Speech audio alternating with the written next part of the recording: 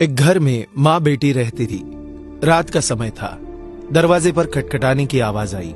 माँ और बेटी बहुत गरीब थे, छोटे से घर में रहते थे। बेटी ने दरवाजा खोला तो वहां पर कोई नहीं था। नीचे देखा तो चिट्ठी पड़ी हुई थी। बेटी ने चिट्ठी खोलकर पढ़ी तो हाथ कांपने लग गए और जोर से चिल्लाई, माँ इधर आओ। चिट्ठी में लिखा था, बेटी मैं तुम्हारे घर आऊंगा तुमसे और तुम्हारी माँ से मिलने, और नाम की जगह नीचे लिखा था भगवान।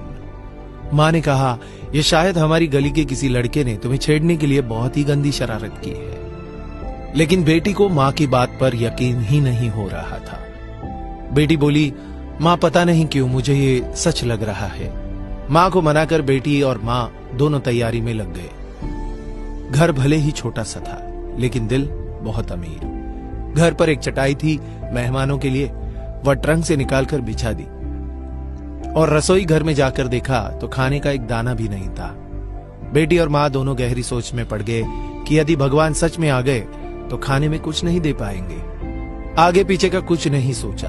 बचत के 300 रुपए बेटी के पास थे। पैसे लेकर वे दोनों छाता और कंबल लेकर किराने की दुकान के लिए निकल पड़े। बारिश होने ही वाली थी और ठंड भी बहुत ज्यादा थी। एक पैकेट दूध, एक मिठाई का बॉक्स और कुल 200 की चीजें खरीदकर वापस लौट के ऑटो ले लिया, क्योंकि उन्हें लगा शायद भगवान घर पहुंच गए होंगे। घर से थोड़ी दूर पहुंची तो देखा कि जोर से बारिश शुरू हो गई और सड़क किनारे एक पति पत्नी खड़े थे। ऑटो पास से गुजरा तो लड़की ने देखा उनके हाथ में एक छोटा बच्चा रो रहा था। स्थिति कुछ ठीक नहीं लग रही थी। ऑटो घर के दरवाजे पर पहुंचा। माँ ऑटो से उतरी ही थी कि बेटी से रहा नहीं गया। बेटी बोली, ऑटो वाले भैया जरा ऑटो उनके पास ले लो। पास जाकर देखा तो बच्चे को तेज बुखार था और उनके पास खाने के लिए कुछ नहीं था। एक तरफ भगवान घर पर आने वाले हैं और दूसरी तरफ ये समस्या। बेटी ने सोचा भगवान को मना लूंगी, लेकिन यदि इन्हें ऐसी हाल में छोड़ दिया तो भगवान बिल्कुल माफ नहीं करेंगे। बेटी ने जो जो खरीदा था सब उनके हाथ में थमा दिया और तो और बचे हुए 50 रुपए भी दे दिए और बोली, अभी मेरे पास इतने ही है, इसलिए रख लीजिए।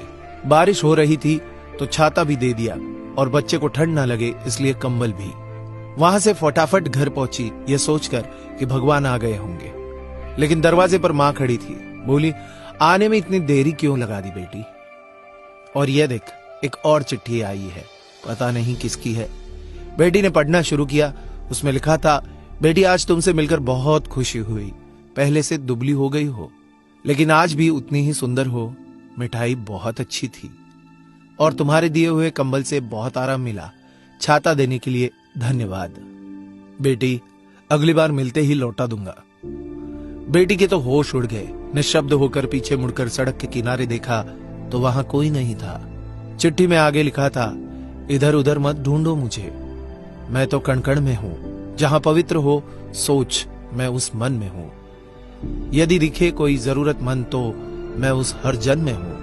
बेटी जोर से रो पड़ी और माँ को सब बताया। दोनों बहुत भावुक हो गए और पूरी रात सो नहीं पाए। दोस्तों, अब आप सभी से एक प्रश्न है, क्या यह बेटी सच में गरीब थी? सोचिए और अपने दिल से इस सवाल का जवाब दीजिएगा, क्योंकि व्यक्ति मरने के बाद अपने साथ पैसे नहीं बल्कि कर्म लेकर जाता है।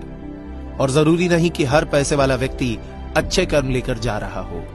इसलिए कोशिश करें कि पैसों से अमीर हो या गरीब, लेकिन कर्मों से अमीर जरूर बने।